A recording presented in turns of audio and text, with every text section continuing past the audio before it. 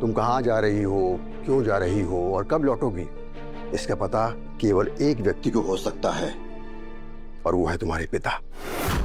उन्हीं की आज्ञा और आशीर्वाद से तुम्हें ये तपस्या करनी होगी। लेकिन गुरुजी, हमारे बाबू साहब ने मनाना बहुत मुश्किल होगा। गुरुजी, क्या बात है, आपने हमारे को ऐसे अचानक मिलने बुलाया, सब ठीक है ना? वसुधा, मुझे पता है कि चंद्रिका जी ने तुम्हें अभी तक बहू के रूप में स्वीकार नहीं किया है, लेकिन तुम्हारी दादी सास के स्वास्थ्य के लिए तुम दोनों को नाटक करना पड़ रहा है।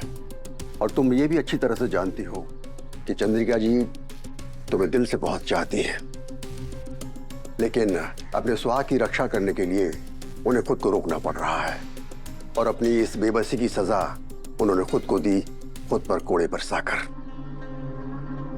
हमारे को सब पता है गुरुजी। हमारे को ये भी पता है कि हमारी देवी हुकुम ने 3 दिन 3 रातें लगातार पानी में खड़े होकर हमारे लिए एक कठोर व्रत भी किया था, ताकि वो हमारे को बहू के रूप में स्वीकार कर पाए। लेकिन वो व्रत अधूरा रह गया, जिसकी वजह से उनकी वो इच्छा पूरी ना हो पाई। और अब शायद कोई व्रत या कोई उपाय ना बचा है। समय, नक्षत्र और तारे सब अपनी गति से चलते हैं। कल तक मेरे पास कोई उपाय नहीं था, लेकिन आज तारों ने मुझे एक उपाय सुझाया है। कैसा उपाय गुरुजी? लेकिन उपाय आसान नहीं होगा। इसे पूरा करने के लिए तुम्हें एक बहुत कठिन परीक्षा देनी होगी। गुरुजी, मैं कोई भी कठिन से कठिन परीक्षा देने के लिए तैयार हूँ। बस हमारे बड़े हुकुम के सारे खतरे टल जावे। आप बस हमारे को उपाय बता दीजिए। अगर तुम चाहती हो कि चंद्रिका जी तुम्हें बहू के रूप में स्वीकार कर ले और तुम्हारी वजह से प्रभात जी पर कोई संकट ना आए, तो अगले 1 साल के लिए तुम्हें चौहान हाउस से दूरी बनानी होगी, वो भी घर पर बिना किसी को कुछ बताए।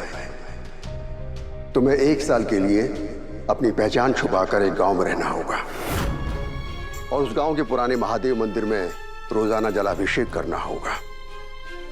अगर तुमने ये कर लिया तो तुम्हारी कुंडली का दोष प्रभात जी की जिंदगी के लिए खतरा नहीं बनेगा, और तुम्हें परिवार में बड़ी बहू का दर्जा भी मिल जाएगा। बोलो वसुधा, क्या तुम ये कर पाओगी? लेकिन गुरुजी, हमारी देवी हुकुम और हमारे सासरे ने बिना बताए 1 साल तक मैं उनसे दूर कैसे रहूंगी? और देव सर, वो तो ना जाने हमारे से कितने सवाल पूछेंगे। बिना जवाब के वो हमारे को कहीं ना जाने देंगे। मैं जानता हूं वसुधा, ये उपाय कठिन है, लेकिन यही एक उपाय है।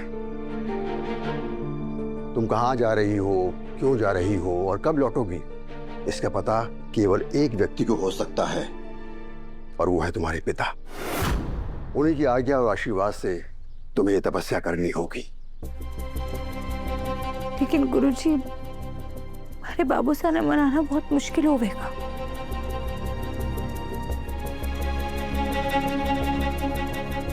मैं समझ गई गुरुजी।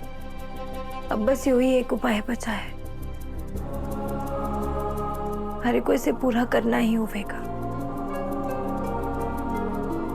बड़े हुकुम की सलामती के लिए मैं अपने बाबू साहब ने इस उपाय के लिए जरूर मनाऊंगी। अब बस हमारे को अपना आशीर्वाद दीजिए गुरुजी। सदा खुश रहो।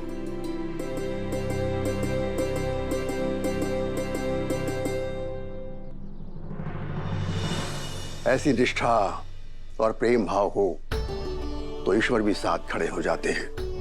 महादेव वसुधा के साथ कोई अन्याय नहीं होने देंगे।